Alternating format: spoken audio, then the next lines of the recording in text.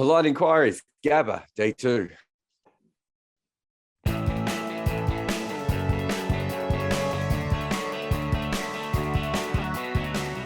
Amit says, moustache, Travis Head, better or worse than clean-shaven Travis Head? Miller, do you have a firm opinion on this? Well, given what mustachioed Australians tend to do to England, Mitchell Johnson, case in point, Dennis Lilly before him, even Merv Hughes had his moment, so I'd really rather he didn't have a moustache. He's got the third fastest Ashes 100 of all time. I mean, it's pretty definitive proof.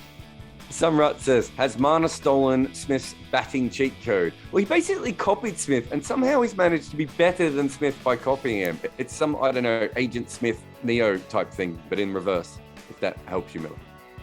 Very much so. Well, he basically pinched his place, didn't he, at Lords in 2019, and then got copped on the lid moments later. He was copying even the introduction to his innings, just getting sconed by Jofra Archer, and I suppose that shook him into Marnus 2.0 because up to that point he was a bit of a random bit part player, and now he's just an utter machine.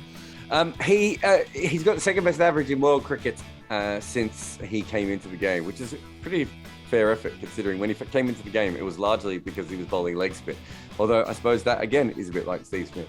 Peter Taylor says, was there ever any logic in picking Leach over one of your best pace bowlers on a green wicket? There was a logic in trying to find out whether England had a spinner who was worth his salt. But no, I wouldn't have picked him over Broad for the Gabba in the first test of an Ashes. No, absolutely not. But, given that England in theory did have 5 bowling options with Stokes back, it was worth having a spinner. So, yeah, I'm glad they tried him. Whether they're going to see much of him after this, I strongly doubt that. Jitesh says, has Warner set the tone for the series as far as his own form is concerned? Should England be worried? Well, I mean, they shouldn't bowl him with a no ball and drop him a bunch of times and fail to run him out. I think if England have learned anything, that's not what you do to David Warner. Andre Leslie says, do you think that Ollie Robinson has been a bit underestimated by the Aussies? No, I just think he bowled really well. He's really good. I mean, to be fair, he did look like he was pulling a piano for that last spell before he went off the field, but he's a fantastic bowler. There's a reason why he was in the side ahead of Stuart Broad. England legitimately think he's a better bowler than Stuart Broad right now. Paddy says, did Australia bottle an opportunity by going too aggressively against Leach after lunch? Labuschagne's cheap dismissal, Smith nicking off. Look, they did, except for the fact it didn't matter because of Travis Head. But the way they actually played Leach was like they didn't even need to attack him that much. They were scoring very well against him. I don't know why they decided to attack him that much because it's not like he's a big threat to them going forward in the series. So I thought that was a bit odd, but it doesn't matter because Travis Head made the 100.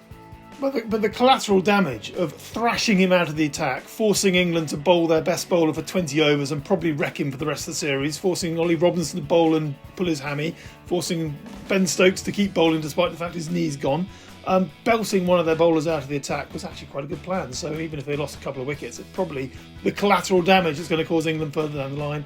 I reckon it's probably worth it. Will says, do you think the constant we're building for the Ashes talk actually hurt England by protecting a backroom staff that clearly aren't up to the job? I don't know, Will. I think the biggest problem is that they can't bat. You could plan for the Ashes for like 20 years. If you can't find like top order batters who can play, and then Jimmy Anderson, you're a bit worried about bowling him, and then Ben Stokes is also not fit and in the side, you're probably going to struggle. Chris Woakes taking the first over in an Ashes series, despite the fact he didn't play a single test last year for more than 12 months. I mean, that's planning for you. Richard says, does England still have an actual shot at winning this match? Winning this match? I'm going to go no on that one. Winning the series? I mean, we're not dead yet. Yeah, but winning the match, I wouldn't have thought so, Richard. We'll see you tomorrow.